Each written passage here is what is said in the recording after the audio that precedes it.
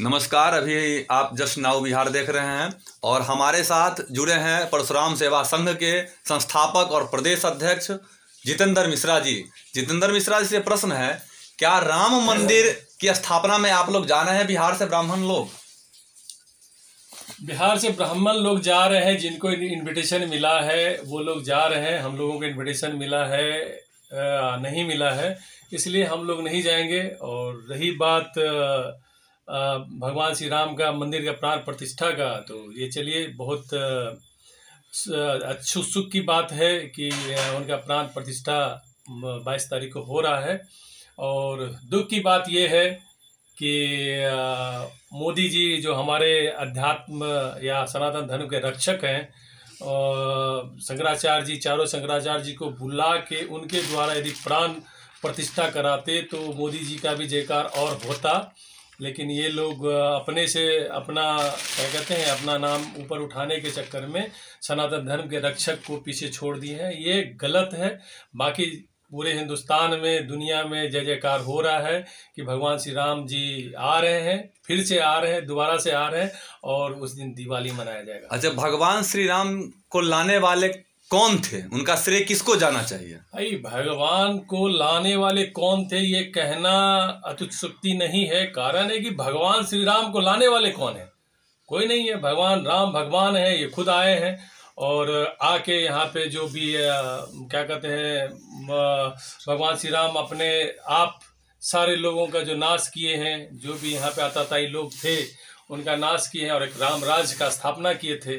तो उनको लाने वाले कोई नहीं हो, भगवान श्री राम है। लेकिन वो मंदिर ला रहे हैं। मंदिर बहुत दिन से विवादित रहा था और औरंगजेब के शासनकाल में मंदिर को तोड़ के मस्जिद बना दिया गया था।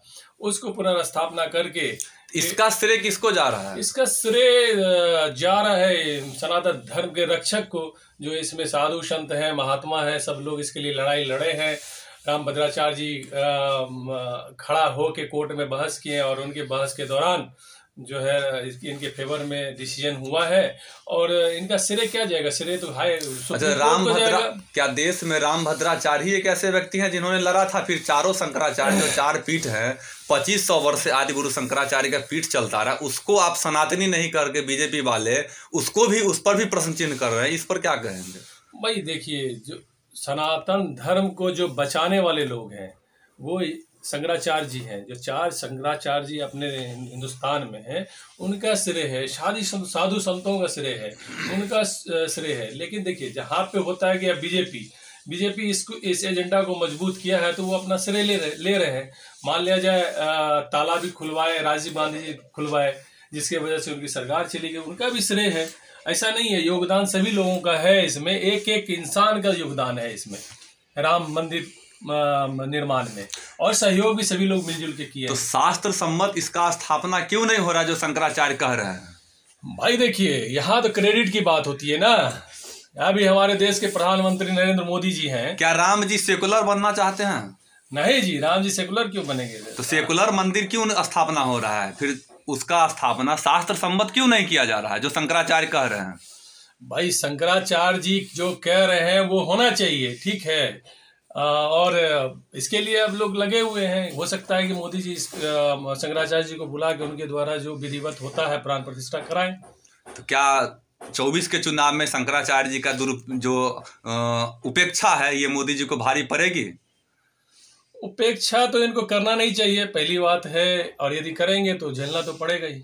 अच्छा, ब्राह्मण, पूरे देश का ब्राह्मण और बिहार का जो ब्राह्मण महासभा आप चलाते हैं, आप 24 में किनको लाना चाहते हैं? ये धर्म की बात छोड़ दीजिए, विकास के नाम पर हो या समाज की विकास के नाम पर हो या ब्राह्मण की साझेदारी राजनीति में होनी चाहिए, इस पर आप लोग क्या करेंगे? भाई, जहाँ तक ये सवाल है, तो जो भी राजनीतिक पार्टी है हमारे हिंदुस्तान में, वो ब्राह्मण को तो कोई तवज्जो देता नहीं है।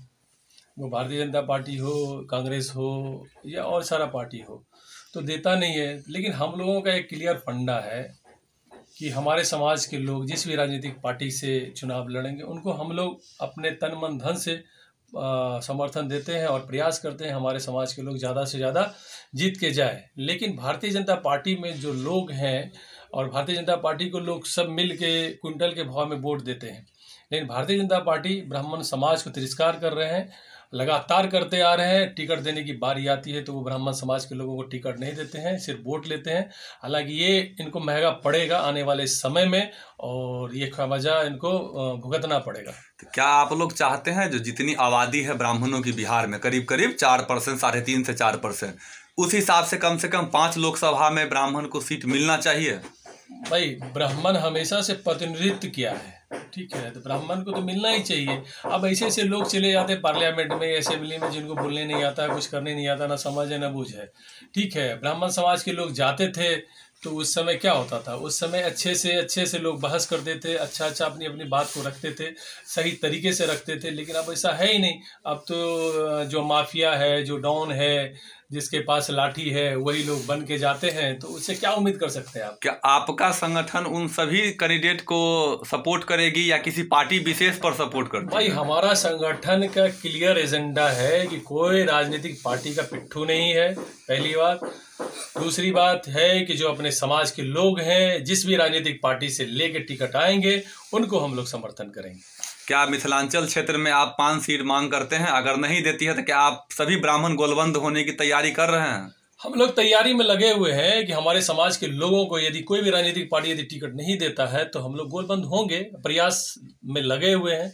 और टिकट तो इन लोग को देना ही पड़ेगा, आज दे कल दे देना ही पड़ेगा, नहीं तो हम लोग इनका बहिष्कार कर देंगे।